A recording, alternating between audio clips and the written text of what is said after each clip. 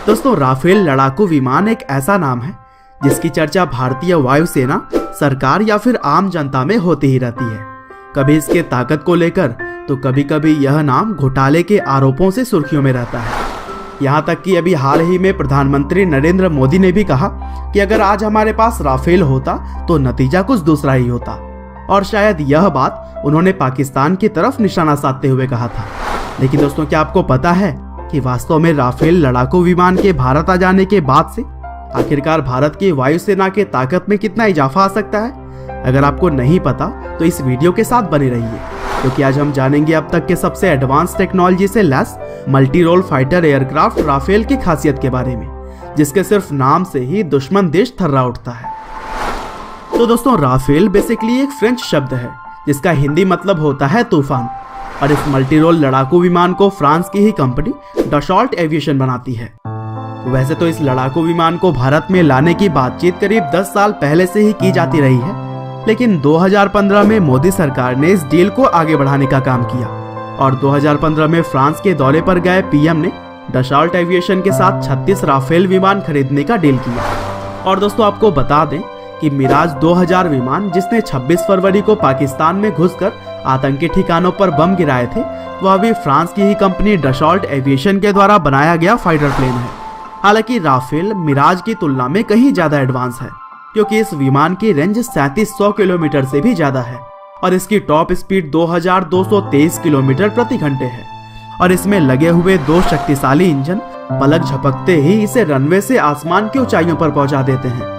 और कहा जाता है कि यह विमान महज 1 मिनट के अंदर ही 60,000 फीट की ऊंचाई तक पहुंचने की ताकत रखता है। और खासकर इसका डिजाइन और टेक्नोलॉजी इतना एडवांस है कि यह दुश्मन देश के रडार के पकड़ में भी नहीं आता। और इस विमान से जमीन पर हमला करना हो या फिर हवा में, दोनों ही काम बखूबी किया जा सकता है।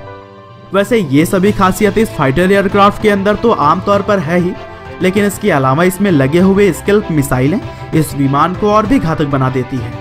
और खासकर राफेल की मारक क्षमता भी इतनी ज्यादा है कि इसे दुश्मन के लड़ाकू विमान या जमीनी ठिकाने के पास जाने की भी जरूरत नहीं है। इस फाइटर प्लेन के जरिए बिना किसी ज्यादा जोखिम के दूर से ही सटीक निशाना लगाया जा सकता है। और दोस्तों, राफेल की खास बात यह भी है कि न सिर्फ इस विमान के जरिए हल्के परमाणु बम गिराए जा सकते हैं, बल्कि इसमें एक इलेक्ट्रॉनिक वॉरफेयर सिस्टम भी लगा है, जिसकी मदद से दुश्मनों को लोकेट भी किया जा सकता है। और अगर एक्सपर्ट्स की माने तो यह विमान खासकर पाकिस्तान से ज्यादा चीन को ध्यान में रखते हुए खरीदा गया है, क्योंकि भारत के पड़ोसी देशों में से अगर भारत को कोई टक्कर दे सकता है तो वो शायद चीन ही है। और दोस्तों, राफेल को खरीदने से पहले भारतीय वायुसेना और देश के परिस्थितियों के अनुसार इसमें बहुत सारे बदलाव भी करवाए गए हैं। हालांकि इन जानकारियों को सरकार सार्वजनिक तौर पर उपलब्ध नहीं करा सकती।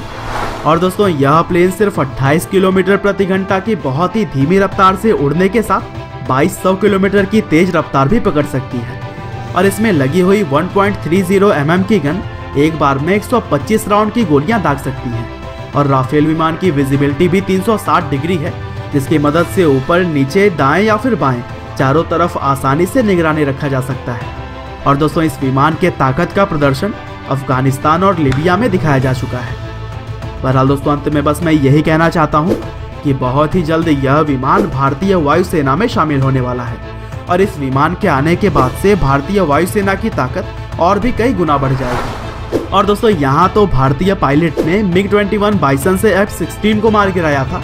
अब आप ही बताइए कि राफेल के आ जाने के बाद से हमारे जवान क्या क्या कर सकते हैं।